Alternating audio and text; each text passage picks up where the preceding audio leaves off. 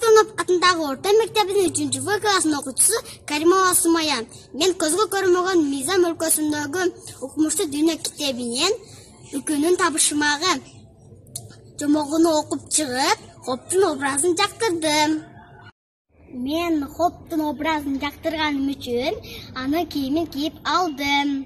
Хоптун жактырган себеби ал Русияга жардам берүү мезгилинде эле өзүнүн тапкычтыгы, билгичтиги, акылдуулугу менен Үкүнүн табышмагын жандырмагын таап алды. Үкүнүн табышмагы төмөнгүдөй эле. Биринчи табышмак бешикти ким тербетет, экинчи табышмак ким мырдайт, үчүнчү табышмак ката кылса ким кечирет.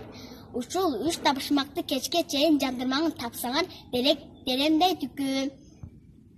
Хоп, достор менен бага үйгө келишип табышмакты жандырмагын табууга аракет кылган кезде асманда жылдыз жаганын көрүп калышат. Ал жылдыздын жаганын себеби бирөөнүн башына кыйынчылык түшкөнүн билдирет экен.